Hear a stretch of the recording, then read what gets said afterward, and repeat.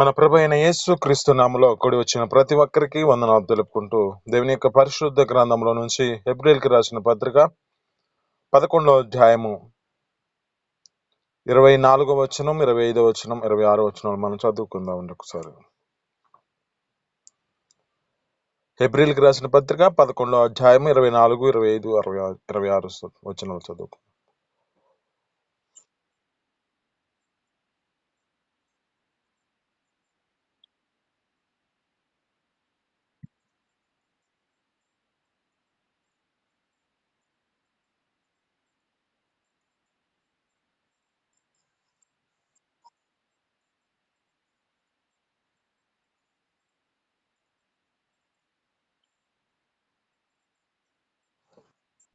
చాలు, ఇక్కడ ఉన్న మాటలు బట్టి జ్ఞాపకం చేసుకుంటే ఈ దినం మనతో మాట్లాడుతున్న మాటలను బట్టి ప్రత్యేకమైన మాటలు ఏమిటంటే మోషే గారి యొక్క గురించి మనం ఈ దినం మనతో దేవుడు మాట్లాడాలని ఆశపడుతూ ఉన్నాడు. మోషే గారు పెద్దవైనప్పుడు ఈ శ్వాసమును బట్టి ఫరో కుమారుడు అనిపించుకొనుటకు ఒప్పుకోలేదంట. ఇది మన యొక్క మాటల్లో జ్ఞాపకం చేసుకుంటే మోషే గారి యొక్క విశ్వాసం ఎలాంటిదంటే ఒక గొప్ప మార్పు, ఒక గొప్ప ఆ యొక్క జీవాన్ని తీసుకొచ్చే స్థితిని ఆ యొక్క స్థితిని మన దగ్గరికి చూపిస్తుంది. ఇక్కడ ఈ యొక్క వ్యక్తి గురించి మనం తెలుసుకుంటే ఈ యొక్క వ్యక్తిలో ఈ అనుభవాల్లో మనం జ్ఞాపకం చేసుకుంటే కొన్ని స్థితిని బట్టి కొన్ని విషయాల్లో నిలిచి ఉండే పరిస్థితి కావాలి. ఆ పరిస్థితిలో జ్ఞాపకం చేసుకుంటే అసలు ఈ యొక్క వ్యక్తి ఎక్కడి నుంచి దిగి వచ్చినవాడు, ఎక్కడి నుంచి ఉన్నవాడు ఈ యొక్క వ్యక్తి అంటే తన జీవితాన్ని గుర్తు చేసుకుంటే ఏ పరిస్థితిలో ఉన్నవాడు, ఒక భేదవాని స్థితిలో ఉన్నవాడు ఒక ఉన్నతమైన స్థితికి దేవుడు తీసుకొచ్చాడు. అయితే ఇక్కడ జ్ఞాపకం చేసుకుంటే ఇతని యొక్క స్థితిలో ఇతని జీవితం ఎలాంటి స్థితికి వచ్చిందంటే తన జీవితంలో ఒక సందేహమైన స్థితిలో ఉన్నప్పుడు నిలబడిన స్థితిలో అతడు ఒక గొప్ప మార్పుని, గొప్ప స్థితిలో నిలబడే స్థితిని తెలుసుకుంటున్నాడు. మొదటి అనుభవంలో జ్ఞాపకం చేసుకుంటే దేవుడా లోకమా అనే స్థితిలో నడిపించబడుతున్న పరిస్థితి. అంటే దేవుని మీద నిలిచి ఉండాలా, లేకపోతే లోక సంబంధమైన స్థితిలో తన జీవితాన్ని వ్యక్తిగతంగా తన జీవితంలో ఒక ఉన్నతమైన స్థితిలో నిలబడాలనే ఆలోచన ఉందా అని ఆయన ఆ యొక్క జీవితాన్ని గుర్తు చేసుకుంటే ఏం చేశాడంటే విశ్వాసంలో దేవుని ఎదుట నిలిచి ఉన్నవాడిగా కనబడుతున్నాడు. అంటే ఆయన ఏం చేస్తున్నాడంటే దేవునితో సావాసంతో నడిపించబడిన వాడిగా కనబడుతున్నాడు.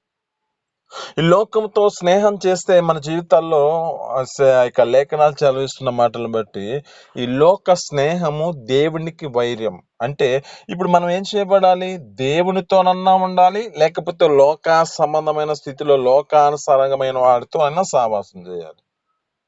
అయితే ఈ యొక్క మోషేలో ప్రత్యేకమైన స్థితి ఏమిటంటే దేవుని యొక్క సన్నిధిలో దేవునితో సావాసంతో నింపబడిన వాడిగా విశ్వాసములో తన జీవితము ఆయనతో సాంగత్యం చేస్తున్నాడు. మనకు జ్ఞాపకం చేసుకుంటే ఒక ఉన్నతమైన ఒక పదవి, ఒక స్థితిని గుర్తు చేసుకుంటే మోషే ఎక్కడ ఏర్పరచబడిన వాడిగా కనపడుతూ ఉంటాడంటే దేవుడు ఒక ప్రత్యేకమైన స్థితిలో అతన్ని ఏర్పరచుకున్నాడు.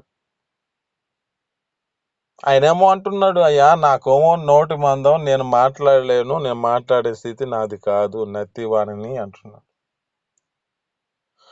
నువ్వు కాదు వాడబడేది, నేను వాడుకునేదని చెప్పి దేవుడు ఆ యొక్క వ్యక్తిని ఎన్నుకున్నాడు కదా. ఈ స్థితిని గుర్తు చేసుకుంటే అసలు ఈ యొక్క జీవితం ఎలాంటిది అంటే మోషే యొక్క జీవితంలో మోషే ముందున్న నిలిచిన వాటిలో అతను ఎంపిక చేసుకున్నవి మనం గుర్తు చేసుకుంటే ఇప్పుడు ఏం చేయబడిందంటే ఒకటి దేవుడా లోకమా అనుకుంటే దేవుడు అని చెప్పి తన జీవితంలో ఆ యొక్క విశ్వాసంతో నిలబడిన వాడికి కనబడుతున్నాడు. ఇప్పుడు ఐగుప్తు ధనమా అంటే ఐగుప్తు ధనము కాదు, కానీ క్రీస్తు విషయమై నింద గొప్పదని ఎంచుకుంటున్నాడు. మరి రెండో అనుభవంలో ఈ యొక్క ఐగుప్తు ధనమా లేకపోతే క్రీస్తు విషయమై నింద మంచి గొప్ప సాక్ష్యం చేత తన జీవితం నడిపించబడిన స్థితిలో ఉంటున్నాడు. అంటే ఏ విధము చేతనను క్రీస్తు విషయమై నింద గొప్పదని ఎంచుకుంటున్నాడు మరి ఆయన. ఈ దినం నీతో మాట్లాడుతున్న మాటను బట్టి నీవు దేవునితో సావాసంతో నిలబడగలుగుతున్నావా? రెండో అనుభవంలో నీ జీవితంలో దేవుని యొక్క స్థితిని బట్టి ధనం అనే మనస్సు చేత నీవు నడిపించబడుతున్న స్థితిలో ఉన్నావా? లేక క్రీస్తు విషయంలో నిలిచిన వాడివై ఏ పరిస్థితిలో అయినా నిందలేసినా, ఏ విధమైన స్థితిలో నడిపించబడుతున్నా ఆ దేవునిలో నిలిచేవాడిగా నడిపించబడుతున్నావా? ఇంకా జ్ఞాపకం చేసుకుంటే అతని జీవితంలో ఏంటిదంటే అల్పకాల పాప భోగేచ్ఛలను అనుభవించుట కంటే దేవుని ప్రజలతో శ్రమ అనుభవించుట మేలు అనుకుంటున్నాడు. అంటే ఇప్పుడు ఏ స్థితిలో ఉన్నవాడు అంటే ఇప్పుడు అల్పకాల పాప భోగేచ్ఛలు. అసలు ఈ యొక్క వ్యక్తిని మనం సాదృశ్యంగా తీసుకుంటే మనకి ముందుగా మన ప్రభువైన యేసుక్రీస్తు మాత్రం గుర్తు రావాల్సిందే. ప్రభువైన యేసుక్రీస్తుని గుర్తు చేసుకుంటే మనము ఆయన లోకంలోనికి వచ్చాడు కానీ లోకానుసారంగా నడిపించబడిన వాడు కాదు.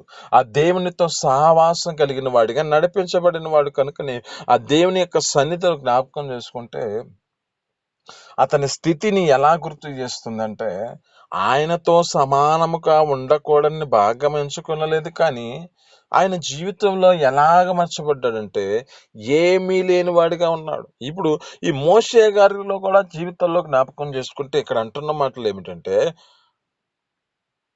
ఐగుప్తు ఆ యొక్క ఫరో కుమార్తె అయిన కుమారుడు అనిపించుకున్నట్టుకు ఒప్పుకోనలేదంట. మన ప్రభువైన యేసుక్రీస్తు కూడా తండ్రితో అక్కడ ఉండకుండా లోకములో మనుషుల జీవితాలలో తండ్రి యొక్క జీవితం ఎలా నెరవేర్చబడాలో ఈ యొక్క కుమారుడి పట్ల ఎలా తండ్రి నెరవేర్చాలని ఉద్దేశాలు ఉంచాడో ఆ ఉద్దేశానుసారంగా తన జీవితాన్ని అప్పగించుకున్నవాడిగా కనపడుతున్నాడు. ఈ మోషే గారి జీవితంలో ఈ రెండో అనుభవం ఏమిటంటే ఐగుప్తు ధనమా లేక క్రీస్తు విషయమై నింద గొప్పదా అంటే ఇప్పుడు ప్రజలతో శ్రమ అనుభవించుట ప్రభువైన యేసుక్రీస్తు తండ్రి దేవునికి ఇష్టమై ఉన్నదంట. యెషయా గ్రంథం 53:10 ఉంటుంది. అతనిని నలగగొట్టుట యెహోవాకి ఇష్టమైను. అంటే ఈ లోకమా జ్ఞాపకం చేసుకుంటే ఆయన ధనవంతుడై ఉండి మన కొరకు దరిద్రుడుగా మార్చబడ్డాడంట. ఎందుకు? మనల్ని ధనవంతులుగా చేయడం. అయితే ఇక్కడ జ్ఞాపకం చేసుకుంటే ఈ యొక్క వ్యక్తి జీవితంలో రెండో అనుభవం ఏమిటంటే ఐగుప్తు ధనమా క్రీస్తు విషయమైన ఎందుకు గొప్పదని ఎంచుకుంటున్నాడు. ఒకటి దేవుడా అంటే లోకమా అంటే దేవుణ్ణి ఎంచుకున్నాడు ఆయన. రెండు ఐగుప్తు ధనమా అంటే క్రీస్తు విషయమైన నింద అంటే ఇతను తన జీవితంలో క్రీస్తు విషయమే తన జీవితంలో నింద గొప్పదని ఎంచుకుంటున్నాడు. మూడో అనుభవం అల్పకాల పాపములు అనుభవించుట కంటే దేవుని ప్రజలతో శ్రమ అనుభవించటం మేలనుకుంటున్నాడు. ఇక్కడ జ్ఞాపకం చేసుకుంటే ఒక వ్యక్తిని మనం గుర్తు చేసుకుంటే అపోస్తలుడైన పౌలు గారి యొక్క జీవితం ఎలాంటిదంటే అపోస్తలుగా అయిన పౌలు గారి జీవితంలో అంటాడు, నా శరీరాన్ని నేను నల్లగొట్టుకుంటున్నాను, నాకున్న వాటన్నిటిని పెంటతో సమానంగా ఎంచుకుంటున్నాను అంటున్నాడు.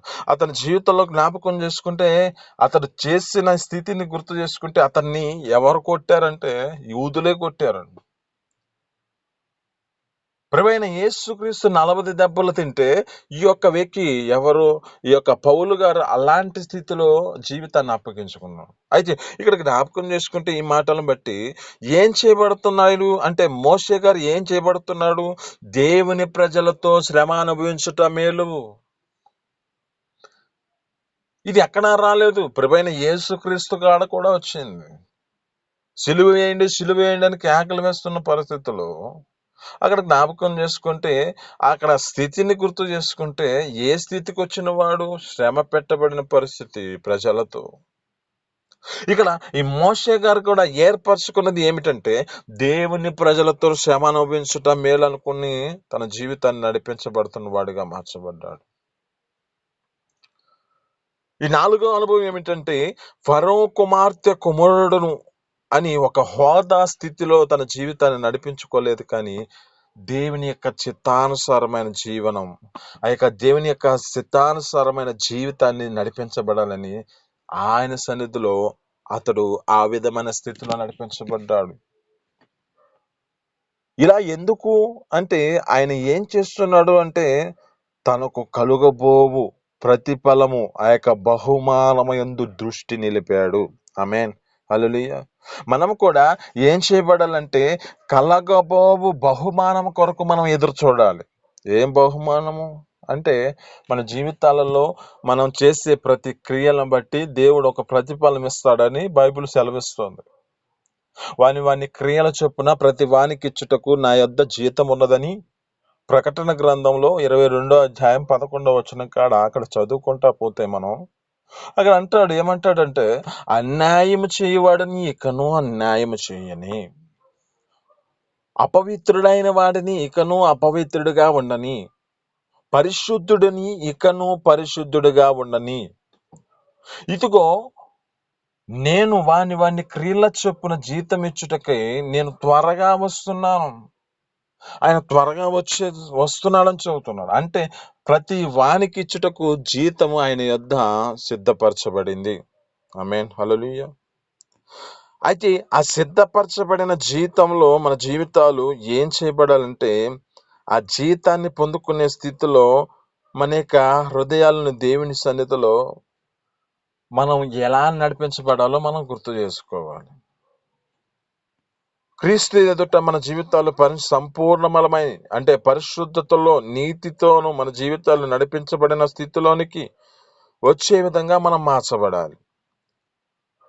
ఎందుకంటే దేవుని యొక్క లేఖనాలు బట్టి చదువుతున్న మాటల్లో జ్ఞాపకం చేసుకుంటే దేవుని యొక్క సన్నిధిలో మన జీవితాలు ఏం చేయబడాలంటే ఇప్పుడున్న దినాలలో ఇప్పుడున్న ఈ యొక్క సమయాల్లో గుర్తు చేసుకుంటే మనుష్య జీవితం ఎలాంటిదంటే ప్రతి విషయంలో సంతోషం కావాలి, ప్రతి విషయంలో ఆనందం కావాలి, ప్రతి విషయంలో నిందలుంటే బాధ వేదన ఉంటే సమస్యలుంటే ఏ స్థితికి వస్తారంటే వారి జీవితాలు ఆ దేవుడిని వెంబడించలేని పరిస్థితి. లోకానుసారంగా తమ జీవితాలు నడిపించాలని ఆలోచన చేత నడిపించబడుతున్న పరిస్థితిలో ఉంటారు. కానీ ఇక్కడ మోషేలో మనం ఎన్నుకోవాల్సిన ఏమిటంటే దేవుని సన్నిధిలో దేవునితో సావాసంతో నిలబడినట్లుగా, లోకానుసారమైన స్నేహం కాదు, దేవునితో స్నేహం చేయాలని. ఇక్కడ జ్ఞాపకం చేసుకుంటే మోషే గారిని ఏమంటాడు? మోషే గారిని ప్రత్యేకమైన పిలుపు ఏం పిలిచాడు? నా స్నేహితుడా అంటాడు. ఇంకా జ్ఞాపకం చేసుకుంటే నా ఇల్లంతటిలో నమ్మకమైన వాడు, సాత్వికుడు అంటున్నాడు. మరి ఇదంతా ఎలా కలిగింది అంటే ఆయనతో సహవాసం నిలబడింది కాబట్టి, ఆయనతో ఉండడం దాన్ని బట్టి ఆయన యొక్క అనుభవాలు ఈ యొక్క వ్యక్తికి తెలిసి ఉన్నది. ఆమేన్, హల్లెలూయా. అంటే ఇప్పుడు ఈ యొక్క మోషే గారి యొక్క జీవితము ప్రభువైన యేసుక్రీస్తు అప్పుడున్న ఆ స్థితిని బట్టి తెలియజేసింది. ఇప్పుడున్న ఈ యొక్క మాటలు బట్టి మన జీవితంలో ఏం చేయబడాలంటే దేవుని విషయంలో మనము కలిగే బహుమానం కొరకు ఎదురు చూసేవారిగా, విశ్వాసంలో మనం నిలకడగా నడిపించబడేవారిగా మార్చబడాలి. ఇతని విశ్వాసం ఎలాంటిది? ఇతనిని ప్రత్యేకమైన స్థితిలో ఏర్పరచుకున్నాడు. ఇశ్రాయేలు ప్రజలని ఒక బానిసత్వంలో ఉండి ఆ పరిస్థితిని గుర్తు చేసుకుంటే ఆ నిర్గమకాండం 3వ అధ్యాయంలో 7వ వచనంలో అంటాడు, అక్కడ ఉన్న పరిస్థితి ఎలాంటిదంటే వీరు పెట్టిన మొర నేను విన్నా, వారు ఏడ్చిన ఏడుపు నేను చూసా, అందుకొరకై వీరి కొరకు నేను దిగి వచ్చా, పాలు తేనెలు ప్రవహించే ప్రదేశానికి తీసుకెళ్లాలని వారి కొరకు నేను దిగి వచ్చానని చెబుతాడు. మరి ఆ స్థితిని గుర్తు చేసుకుంటే వీరిని నడిపించడానికి ఒక వ్యక్తి కావాలి. ఆ వ్యక్తి ఈ యొక్క వ్యక్తిని ఎన్నుకున్నాడు.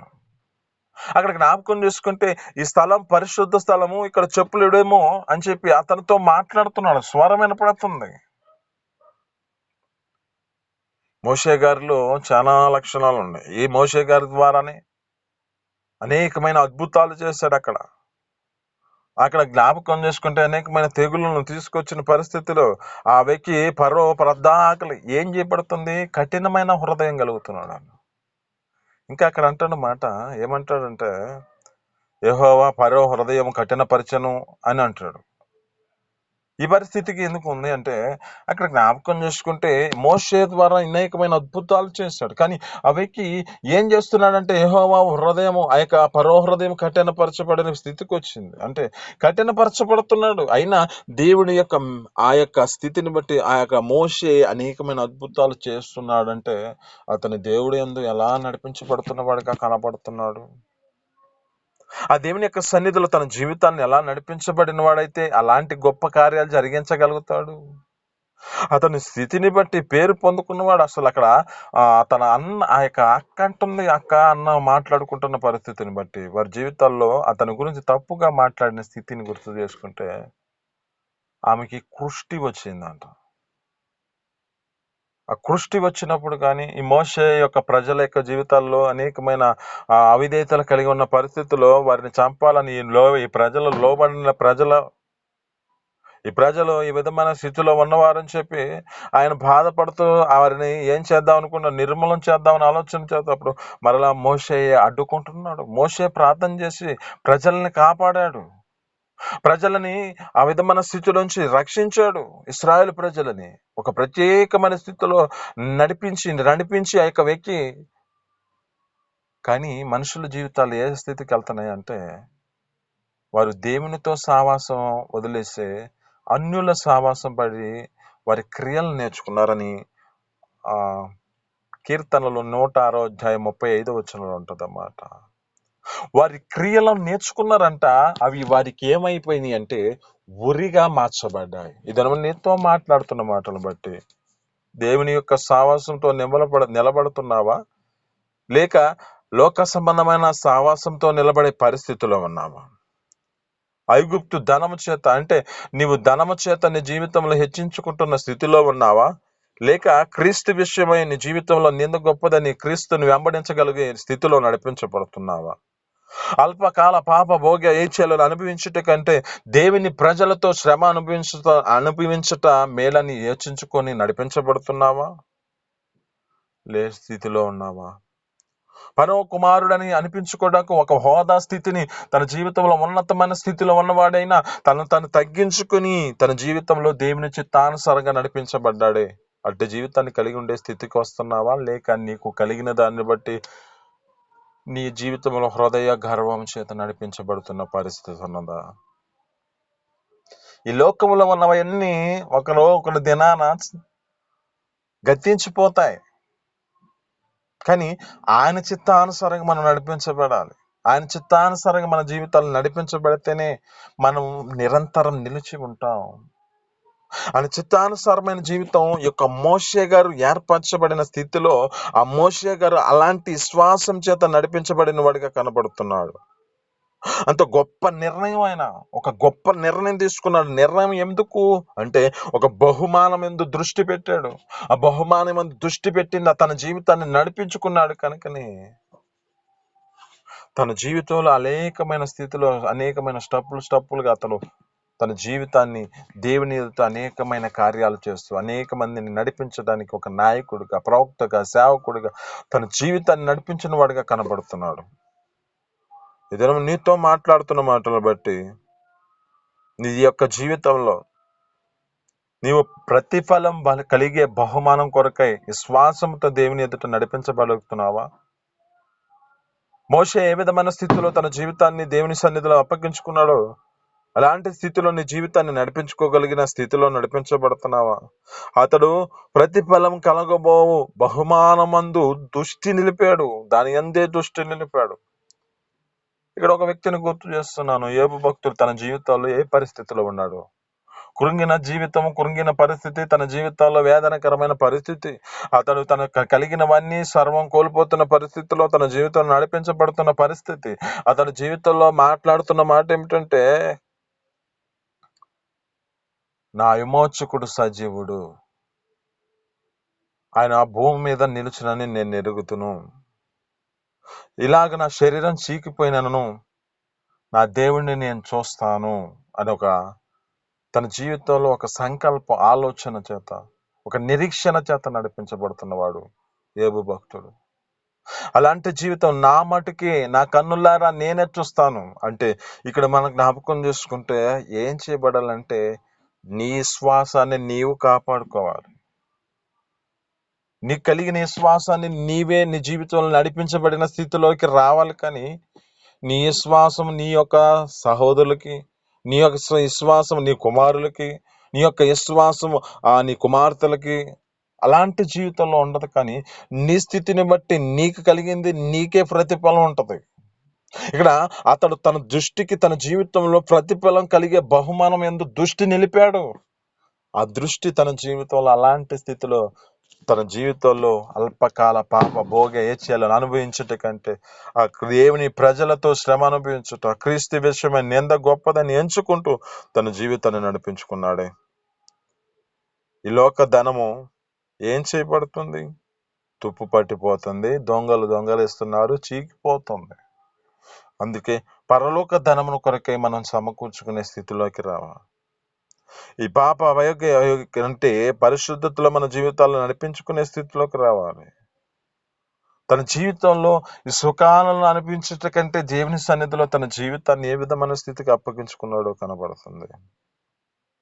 మరి ఈ దినము నీతో మాట్లాడుతున్న మాటలను బట్టి మోషే వంటి జీవితంలో తీర్మానం చేత నువ్వు నిలబడగలుగుతున్నావో లేదో జ్ఞాపకం చేసుకుంటూ ఈ మాటలు మీ వినికిడిలో దీవించి ఫలించును గాక. చిన్ని ప్రార్థన. పరిశుద్ధుడా, జీవాధిపతి, ఆశ్చర్యకరుడా, మహోన్నతునికి స్తోత్రాలు అయ్యా. మీ అపారమైన ప్రేమ చేత ఈ యొక్క సాయంత్రం దిన మాతో మాట్లాడిన మాటలు బట్టి నీ స్తోత్రాలు. మాకు నా తండ్రి మోషే గారు మీకు గుర్తు చేశారు నా తండ్రి. అయ్యా, తన జీవితంలో ఒక 4 నిర్ణయాలు మాకు నా తండ్రి తెలియజేసిన దాన్ని బట్టి నీ స్తోత్రాలు. మా జీవితాల్లో కూడా మేము నిర్ణయం తీసుకునే స్థితిలోనికి వచ్చినట్లుగా కృప చూపించండి అయ్యా. లోక స్నేహమున తండ్రి, లోక స్నేహమా దేవునితో స్నేహం కలిగి ఉన్నట్లుగా మాకు నా తను గుర్తు చేశారు. నీతో స్నేహం చేసే కృపను మాకు దయచేయండి అయ్యా. ఆగ్యూప్తు ధనమా క్రీస్తు విషయమైన నింద ఆయన తండ్రి, మా జీవితాల్లో నీ విషయమైన తన నింద గొప్పదని ఎంచుకుంటూ మా జీవితాలు విశ్వాసంలో నడిపించబడే కృపను దయచేయండి. అల్పకాల పాప భోగ్యాలు అనుభవించుట కంటే అయ్యా నా తండ్రి దేవుని ప్రజలతో శ్రమ అనుభవించటం మేలు అంటున్నావు. అట్టి కృప మా జీవితాల్లో కూడా ఎన్నో శ్రమలు వచ్చినా, ఎన్ని బాధలు వచ్చినా నిన్ను విడిచిపెట్టకుండా నడిపించబడే కృపను దయచేయండి అయ్యా. నా తన ఒక కుమారుడు అనిపించుకున్నట్టు కంటే, హోదాను తన జీవితంలో గొప్పవాడిగా అని చెప్పుకునే కంటే అయ్యా నీ చిత్తానుసారమైన జీవితాన్ని నడిపించబడాలని తను తగ్గించుకున్న స్థితి కనపడింది.